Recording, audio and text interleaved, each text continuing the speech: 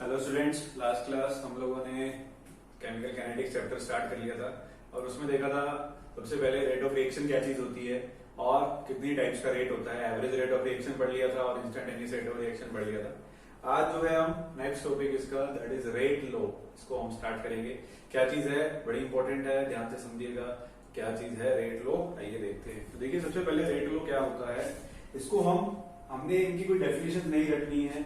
पहली चीज मैं आपको क्लियर कर दूंगी, पहला जो चैप्टर हमने इलेक्ट्रोकेमिस्ट्री पढ़ा है या उससे पहले सॉल्यूशन पढ़ा है या आप जो हम पढ़ रहे हैं, इन सभी में आपको डेफिनेशंस को ज्यादा रटने की जरूरत नहीं है। आपको चीजों को समझने की ज्यादा जरूरत है और समझी हुई चीज ही आपके एग्जाम में काम आएगी। ठीक है, तो रेट लॉ क्या होता है इसकी डेफिनेशन पर मैं जाऊंगा ही नहीं, मैं आपको लिखवाऊंगा। मैं आपको सीधा समझाऊंगा कि ये होता क्या है और इसका क्या यूज है और कैसे इसको हम डिटरमिन करते हैं। तो देखो सबसे पहले रेट लॉ क्या कहता है। तो जैसे एक एग्जांपल लूंगा मैं, यहाँ पर एक रिएक्शन है आपके पास N1A plus N2B plus N3C। ये तीनों प्रोडक्ट्स जो है, तीनों रिएक्टेंट जो है मिलके प्रोडक्ट बना रहे हैं। ठीक है, कोई भी एक जनरल रिएक्शन मैंने यहाँ पर लिख ली है। तो इसमें हम N1A देख लो पहले क्या मतलब है इस चीज का। यहाँ पर ये N1, N2 और N3 क्या है, ये सभी इनके स्टोइकोमेट्रिक कोएफिशिएंट्स हैं। जैसे फॉर एग्जांपल हम लिख देते हैं N2 plus 3H2 gives out 2NH3।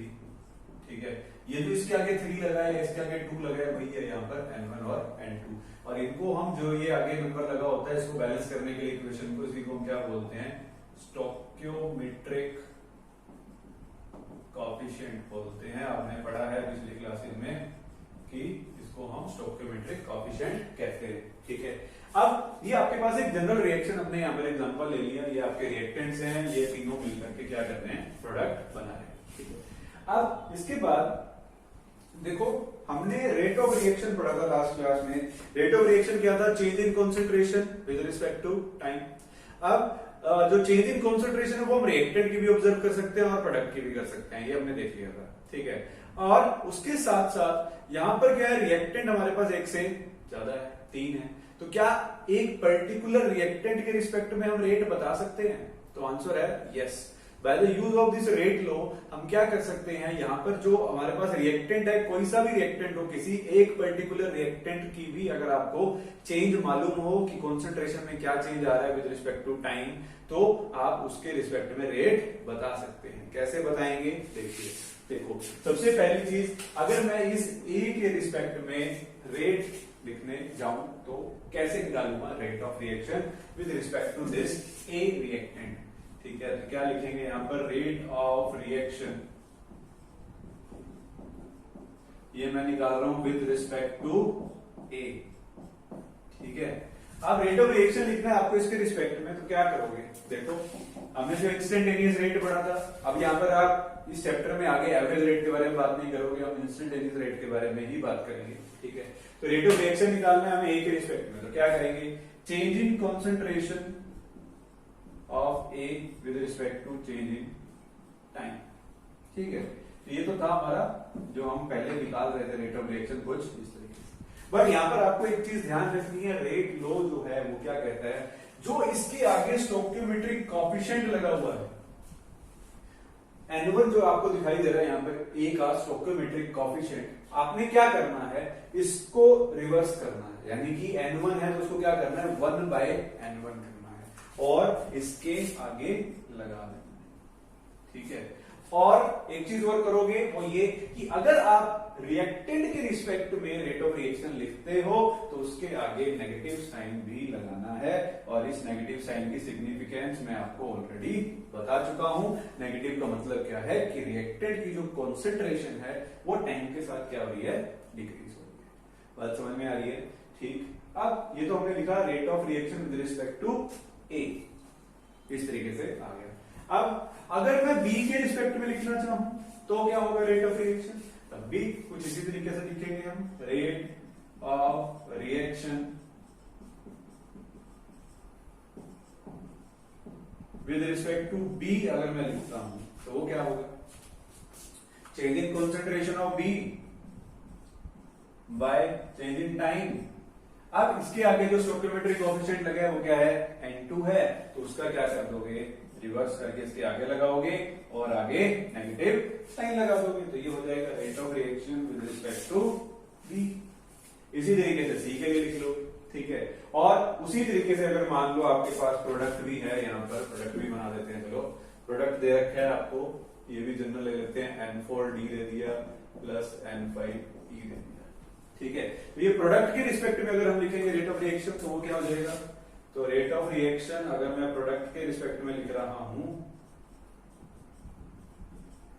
मान लो हम यहाँ पर डी के रिस्पेक्ट में लिख देते हैं, डी के रिस्पेक्ट में लिखेंगे तो क्या होगा, change in concentration of B by change in time, और इसका जो कोफिशिएंट है वो क्या नजर आ रहा है N4, तो इसको क्या कर दोगे, रिवर्स करके यहां पर लिखोगे और इसके आगे क्या लगा दोगे, नेगेटिव साइन लगा दोगे। बोलो बात समझ में आ रही है। तो ए हो चाहे बी हो, सी हो, डी हो, ई हो, कितने भी रिएक्टेंट हो, कितने भी प्रोडक्ट हो, सबके रिस्पेक्ट में आप रेट ऑफ रिएक्शन इस रेट लॉ की हेल्प से लिख सकते हो, ठीक है। अब एक और बड़ी इंपॉर्टेंट चीज, वो क्या, अब ये हमने यहां पर जो निकाला ये क्या है, रेट ऑफ रिएक्शन, ये जो हमने निकाला ये भी क्या है, रेट ऑफ रिएक्शन, ये निकाला ये क्या है, ये भी रेट ऑफ रिएक्शन है। तो जो भी चीजें निकाल रहे हैं सारी क्या है, रेट ऑफ रिएक्शन है। तो क्या ये सारी आपस में इक्वल होंगी, तो आंसर है यस, ये सारी चीजें जो सारे हमने रेट ऑफ रिएक्शन निकाले हैं ये सारे एक दूसरे के इक्वल होंगे, और यही ही यहाँ पर हमारा की कंसेप्ट है, जिसको हमने याद रखना है, जिसको समझना है, और जिसपे बेस्ड न्यूमेरिकल सॉल्व करने हैं, ठीक है। तो हमने यहाँ पर ए के रिस्पेक्ट में लिख लिया, बी के रिस्पेक्ट में, सी के, डी के, ई के, और ये सारे के सारे रेट ऑफ रिएक्शन क्या होंगे, इक्वल होंगे। तो हम यहाँ पर लिख देंगे इनका रेट लो, देखो कैसे इक्वल कर दोगे इनको। तो यहाँ पर सबसे पहले अगर मैं ए के रिस्पेक्ट में हमने जैसे लिखा यहाँ पर रेट ऑफ रिएक्शन क्या लिखा, -1/N1 dA/dt will be equal to the -1/N2। अब ये जो बी के रिस्पेक्ट में लिखा है वो इक्वल होगा इसके, और जो सी के रिस्पेक्ट में लिखा है वो भी इसके इक्वल होगा, बस कोफिशिएंट चेंज कर दीजिए। क्या करोगे, सी के रिस्पेक्ट में लिखना तो dC/dt, और ये N3 लगा इसका कोफिशिएंट, वो क्या हो जाएगा 1/N3, ठीक है। और यही चीज प्रोडक्ट के भी इक्वल होगी। प्रोडक्ट के लिए क्या करोगे, और सॉरी यहाँ पर मैंने नेगेटिव लगा दिया, नेगेटिव नहीं है ये प्लस है क्योंकि प्रोडक्ट के रिस्पेक्ट में लिखे, ठीक है। अब डी के लिए लिखेंगे तो यहाँ पर लग जाएगा 1/N4 dD/dt, और सिमिलरली ई के लिए लिखोगे तो 1/N5 dE/dt, ठीक है। तो ये है आपका रेट लॉ कि किसी भी रिएक्टेंट या किसी भी प्रोडक्ट के रिस्पेक्ट में आप अपना रेट ऑफ रिएक्शन लिख सकते हैं, और वो सभी रेट ऑफ रिएक्शन क्या होंगे, एक दूसरे के इक्वल, ठीक। तो आई थिंक आपको ये क्लियर हो गया होगा कि रेट लॉ क्या है, इसको यूज कैसे करते हैं वो भी हम देखेंगे क्वेश्चन के थ्रू। बट उससे पहले एक चीज और जो समझने वाली है उसको भी देखेंगे, तो इसको नोट कर लीजिए।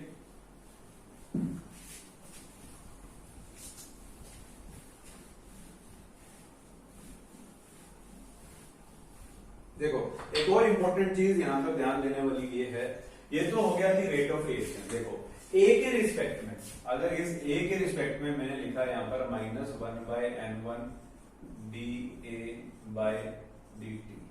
ये तो है जी क्या, रेट ऑफ रिएक्शन।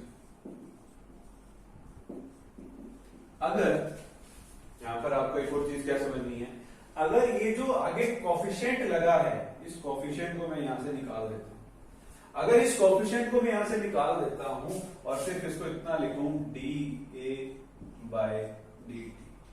इसका क्या मतलब है, अगर कोफिशिएंट लगा है तो उसको हम क्या बोलते हैं, रेट ऑफ रिएक्शन। अगर कोफिशिएंट हटा दिया तो जो यहां पर बचा है ये क्या रिप्रेजेंट करता है, this represent the change in concentration of A with respect to time, ठीक है। और साथ के साथ इसके आगे नेगेटिव लगा है, नेगेटिव का मतलब क्या होता है कि डिक्रीज हो रही है कंसंट्रेशन, यानी कि धीरे धीरे ए जो है, जैसे जैसे टाइम आगे बढ़ रहा है ए क्या है, डिक्रीज होता चला जा रहा है, ठीक है। ए की कंसंट्रेशन जो है वो डिक्रीज होती चली जा रही है, या फिर आगे भी बोल सकते हो कि जो रिएक्टेंट है वो धीरे धीरे क्या हो रहे हैं, डिसअपीयर होते चले जा रहे हैं। तो अगर ये कोफिशिएंट मैं यहां पर नहीं लगाता हूं तो ये क्या रिप्रेजेंट करता है, this represent rate of disappearance of A, यानी कि ए जो है वो किस स्पीड के साथ डिसअपियर हो रहा है। ठीक है, सिमिलरली अगर आप यहां पर ये b के आगे जो 1/n2 लगा है इसको हटा दोगे तो माइनस dp/dt ये क्या रिप्रेजेंट करेगा, rate of disappearance of b। And similarly अगर ये 1/n3 यहां से हटा दोगे माइनस dc/dt लिखोगे तो वो क्या रिप्रेजेंट करेगा, rate of disappearance of c। ठीक, बात समझ में आ गई। और अगर प्रोडक्ट के लिए मैं लिखता हूं यहां पर, प्रोडक्ट के लिए अगर यहां से मैंने मान लो ये 1/n4 हटा दिया तो अगर मान लो हमने यहां पर लिख रखा है d/dt, ये क्या है, ये तो रेट ऑफ रिएक्शन है। बट अगर ये 1/n4 मैंने यहां से हटा दिया और पॉजिटिव लगा है यहां पर, तो ये क्या चीज है, देखो ये क्या रिप्रेजेंट करता है, ये वैसे तो change in concentration with respect to time है, बट इसके आगे पॉजिटिव लगा है। पॉजिटिव का मतलब क्या होता है कि कॉन्सेंट्रेशन जो है वो प्रोडक्ट की टाइम के साथ इंक्रीज हो रही है। ठीक है, तो ये क्या रिप्रेजेंट करेगा, अगर कोएफिशिएंट हटा दिया तो ये रिप्रेजेंट करेगा rate of appearance of D. ठीक है, तो ये हो जाएगा आपका rate of appearance of D. Similarly अगर ई वाला जो 1/n5 अगर यहां से हटा दोगे तो this will represent the rate of appearance of E. ठीक है, तो आई थिंक आपको ये चीजें समझ में आ रही होंगी कि क्या चीज है रेट ऑफ रिएक्शन, क्या है रेट ऑफ डिसअपियरेंस, क्या है rate of appearance. And the most important thing, ये जो रेट लो है इसको आपको समझ जाना चाहिए कि क्या चीज है, कैसे आप किसी भी रिएक्शन के लिए लिख सकते हो। यहाँ पर अगर मैं एक एग्जांपल लूं किसी रिएक्शन का, तो पहले हम उसको एग्जांपल लेते हैं, फिर हम इस पे बेस्ड क्वेश्चन करेंगे।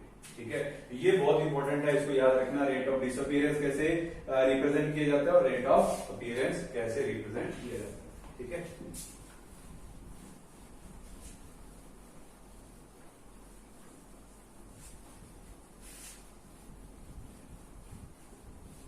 देखो जैसे ये हमारे पास एक रिएक्शन है,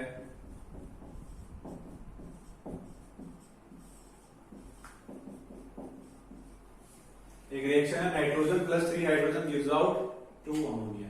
ठीक है, अब इसके लिए अगर यहां पर मैं रेट ऑफ रिएक्शन लिखता हूं, रेट लो लिखता हूं, मान लो पूरा नाइट्रोजन के रिस्पेक्ट में अगर मैं रेट ऑफ रिएक्शन लिखूं तो वो क्या होगा, इसके आगे तो कोई कोएफिशिएंट लगा ही नहीं है, तो 1 लगाओ चाहे ना लगाओ एक ही बात है, चलो लगा देते हैं आपके समझने के लिए, d of n2 bye dt, और इसके आगे क्या लगाओगे, नेगेटिव लगाओगे क्योंकि ये रिएक्टेंट है। ठीक है, और हाइड्रोजन के रिस्पेक्ट में अगर लिखना है तो वो क्या हो जाएगा, -1/3 d of H2 bye dt। बोलो बात समझ में आ रही है। इसके रिस्पेक्ट में रेट लिखा तो कैसे, change in concentration of hydrogen with respect to time, और आगे जो कोएफिशिएंट लगाया उसको रिवर्स किया और आगे नेगेटिव लगाया, जो कि ये रिप्रेजेंट करता है कि ये रिएक्टेंट है और इसकी कॉन्सेंट्रेशन जो है वो डिक्रीज हो रही है टाइम के साथ। और सिमिलरली अमोनिया के रिस्पेक्ट में अगर लिखेंगे तो वो क्या बन जाएगा, d of NH3 bye dt, और जो आगे 1/2 है उसको 1/2 कर देंगे और इसके आगे पॉजिटिव। तो ये तीनों क्या हो गए, रेट ऑफ रिएक्शन हो गए, और तीनों ही आपस में क्या है, इक्वल है। ठीक, अब इसके बाद मान लो आपसे कभी पूछ ले क्वेश्चन में कि बताइए rate of disappearance of hydrogen, उसको कैसे आप रिप्रेजेंट करेंगे। ठीक है, एक तो ये चीज याद रखना कि ये तीनों आपस में इक्वल होते हैं। अभी इन तीनों इक्वल होने का एक चीज और देख लो, अगर ये तीनों चीजें इक्वल है तो इसका बेनिफिट क्या है, देखो इसका बेनिफिट ये मिलता है हमें, क्वेश्चन आपके पास किस तरीके से आता है, वो ऐसे आएगा, आपको बोलेगा कि नाइट्रोजन की जो कॉन्सेंट्रेशन है इस टाइम के ऊपर इतनी है, यानी कि नाइट्रोजन की कॉन्सेंट्रेशन आपको दे देगा, टाइम भी दे देगा। ठीक है, और आपसे पूछेगा क्या, आपको बोलेगा बताओ भाई जो आपका rate of disappearance of hydrogen क्या है, मान लो ऐसे पूछ लिया, कॉन्सेंट्रेशन नाइट्रोजन की बता रहा है और रेट ऑफ डिसअपियरेंस पूछ रहा है हाइड्रोजन का, तो हम इसका क्वेश्चन देख ही लेते हैं। ठीक है, आप आई होप आप में ये चीज क्लियर हो गई होगी कि तीनों के रिस्पेक्ट में जो हम रेट लिखते हैं उसको आप इस तरीके से इक्वल कर सकते हैं। ठीक है, अब इस पे बेसिक क्वेश्चन करते हैं, फिर आपको समझ आ जाएगा कि ये सब काम जहां हमने किया ही क्यों है। हमने जो भी अभी तक, मैंने जो भी आपको अब तक समझाया है, आपको ये चीज जरूर जरूर जरूर याद रखनी है, इसको मत भूल जाना भाई, बहुत इंपॉर्टेंट है। ठीक, और एक बार जो वो बताई रेट ऑफ डिसअपियरेंस और अपीयरेंस वाली, उसको भी याद, वो भी इंपॉर्टेंट।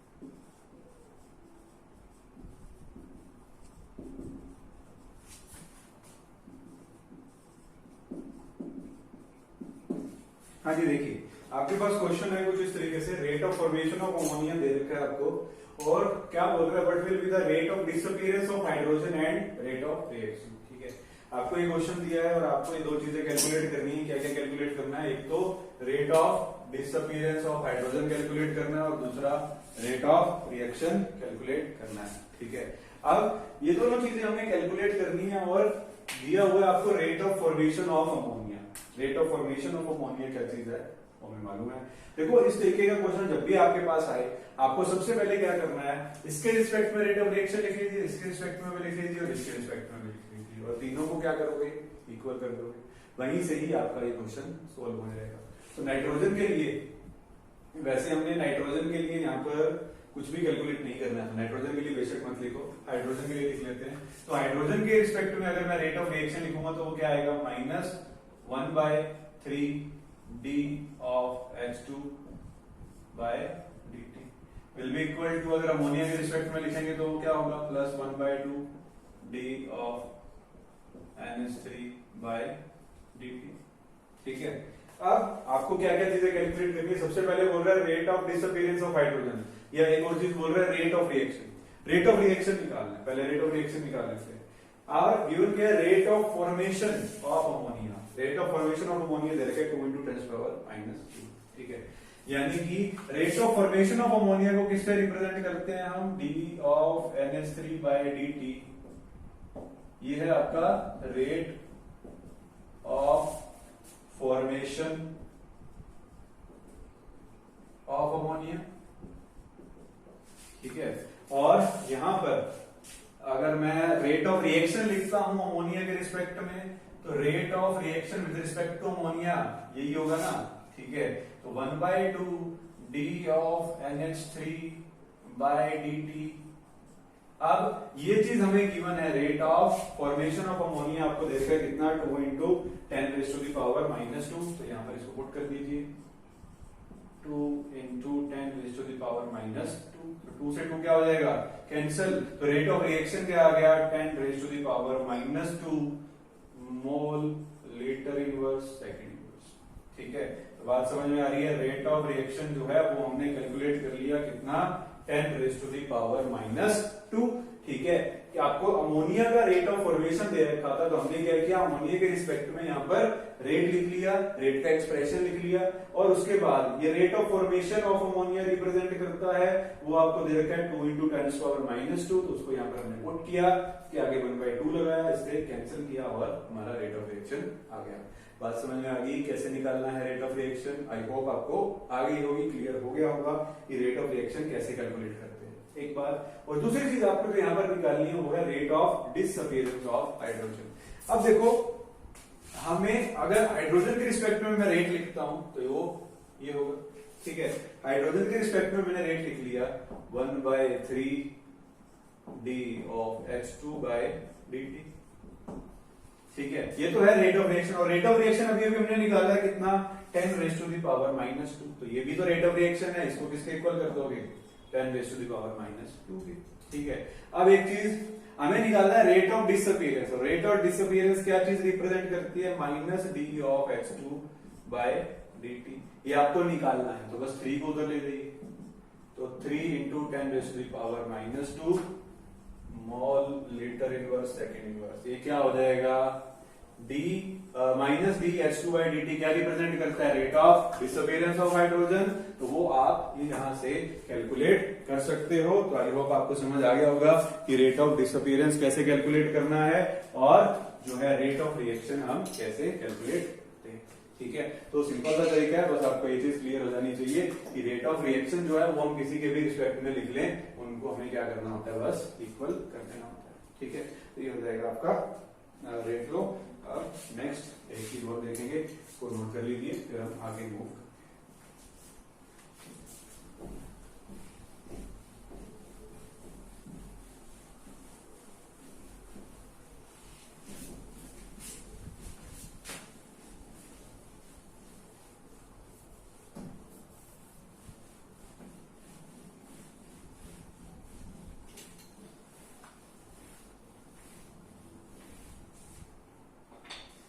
नेक्स्ट नेक्स्ट टॉपिक है इसके बाद हमारा, दैट इज लॉ ऑफ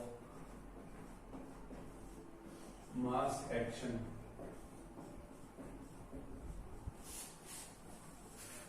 तो देखेंगे लॉ ऑफ मास एक्शन ये क्या चीज होती है।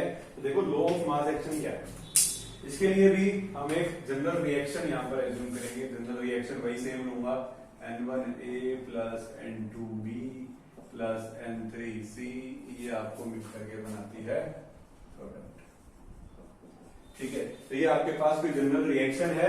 अब इस रिएक्शन में जो है लॉ ऑफ मास एक्शन क्या चीज बोलता है, लॉ ऑफ मास एक्शन बोलता है किसी भी पर्टिकुलर रिएक्शन के लिए अगर हम रेट लिखते हैं, तो रेट एक तो हमने वो पिछली इससे पहले वाला रेट लो वाला तरीका देखा।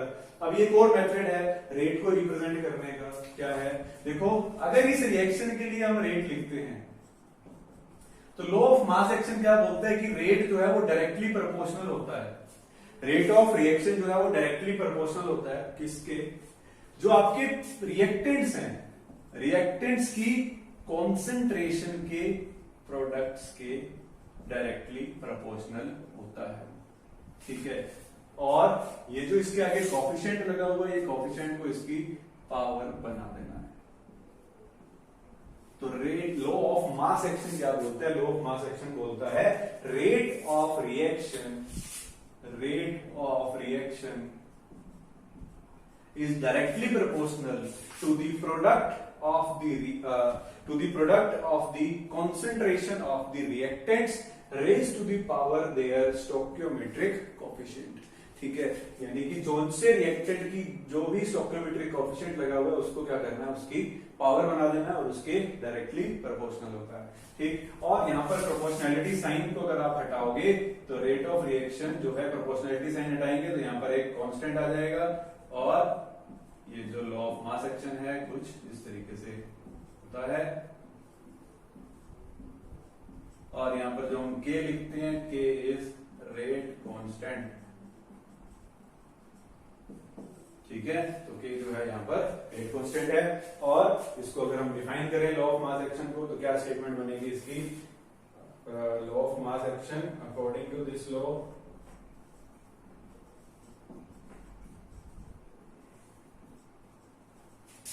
the rate of reaction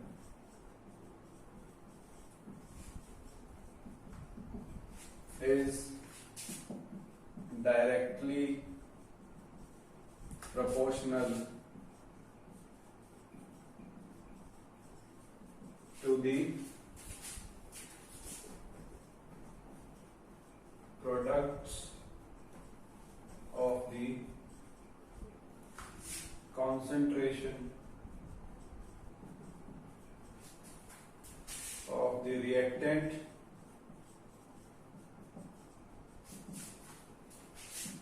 raised to the power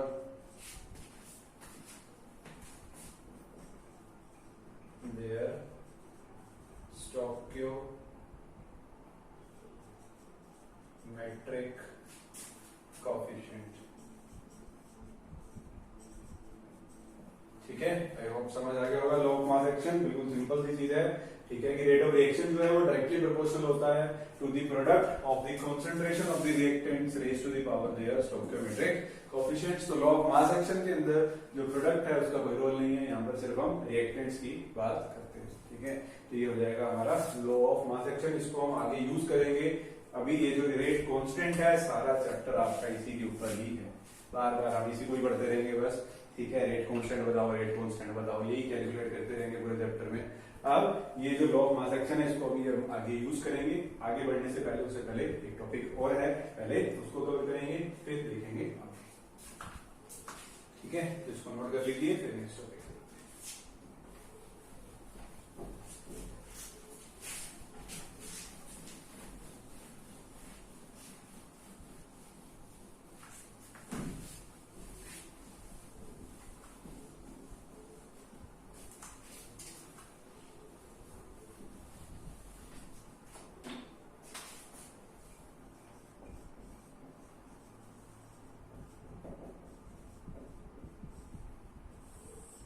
next topic है हमारा मोलिकुलैरिटी।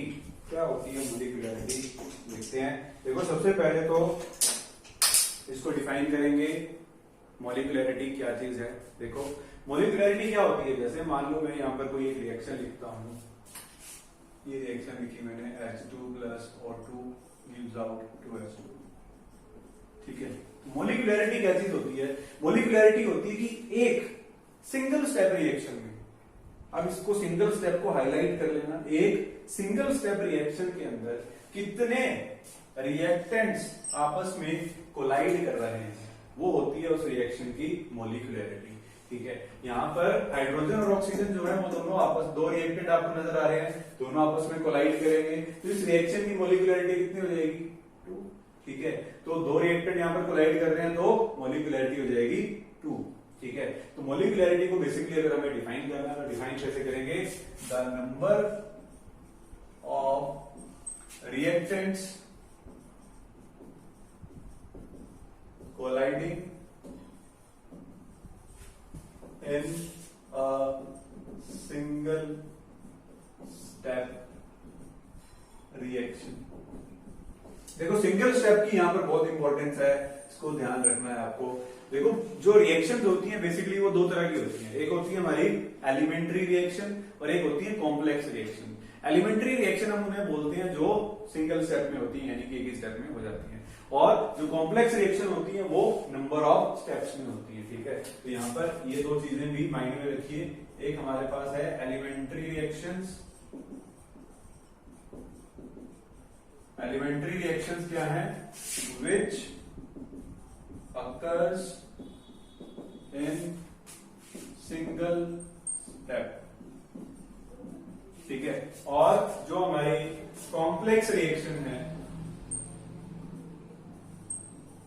कॉम्प्लेक्स रिएक्शन हम किसे बोलते हैं, कॉम्प्लेक्स रिएक्शन उसे बोलते हैं which occurs in number of steps, यानी कि एक से ज्यादा स्टेप्स में जो रिएक्शन होती है उसे हम बोलते हैं कॉम्प्लेक्स रिएक्शन। अब देखो एक दो तीन चीजें मैं आपको बताऊंगा यहाँ पर मॉलिक्यूलरिटी के बारे में, वो क्या है। सबसे पहली चीज तो मॉलिक्यूलरिटी हमेशा आप देखते हैं किसके लिए, सिंगल स्टेप रिएक्शन के लिए, कि एक सिंगल स्टेप के अंदर मॉलिक्यूलरिटी कितनी है उसके लिए देखेंगे, यानी कि मॉलिक्यूलरिटी सिर्फ देखी जाएगी किसके लिए, इन एलिमेंट्री रिएक्शंस के लिए जो कि सिंगल स्टेप में होती हैं। अगर नंबर ऑफ स्टेप्स में होती हैं तो आपको क्या करना होगा, हर स्टेप की डिफरेंट डिफरेंट मॉलिक्यूलरिटी होगी, तो डिफरेंट डिफरेंट स्टेप की डिफरेंट मॉलिक्यूलरिटीज ही आप बता सकते हो। कॉम्प्लेक्स रिएक्शन की अगर एक ही स्टेप को आप देख करके मॉलिक्यूलरिटी नहीं बता सकते, ठीक है।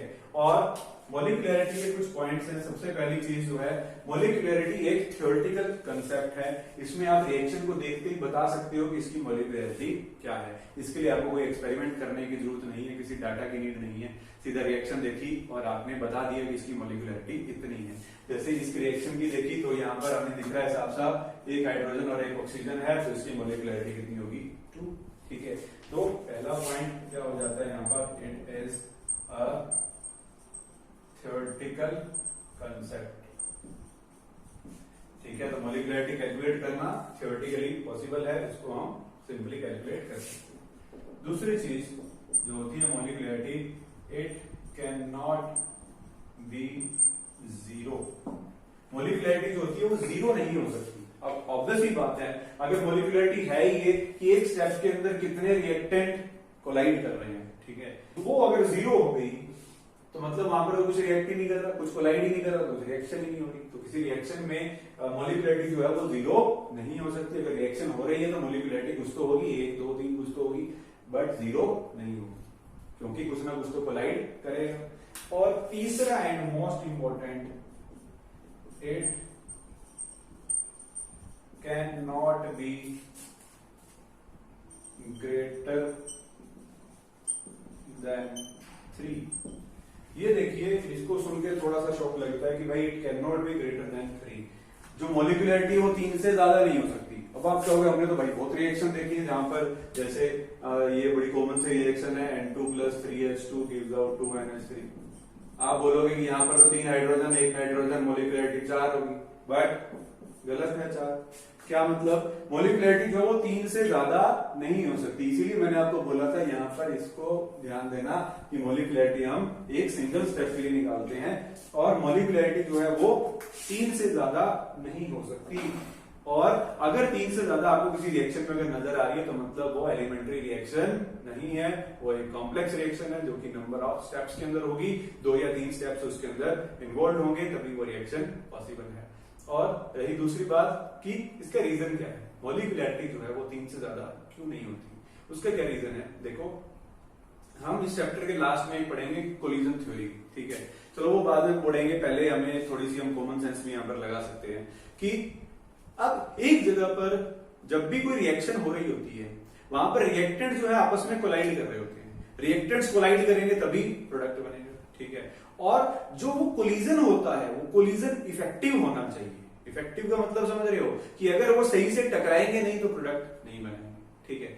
अब अगर मोलिकुलरिटी 3 से ज्यादा कर दी, मोलिकुलरिटी मान लो 5-6 कर दी, 5 कर दी, चलो मोलिकुलरिटी अगर 5 कर दी तो आपका कहने का मतलब क्या हुआ कि एक ही टाइम पे 5 रिएक्टेंट्स आपस में कोलाइड कर रहे हैं, ठीक है। तो 5 चीजें आपस में अगर कोलाइड करेंगी एक साथ तो पांचों इफेक्टिवली कोलाइड नहीं कर पाएंगी, ठीक है।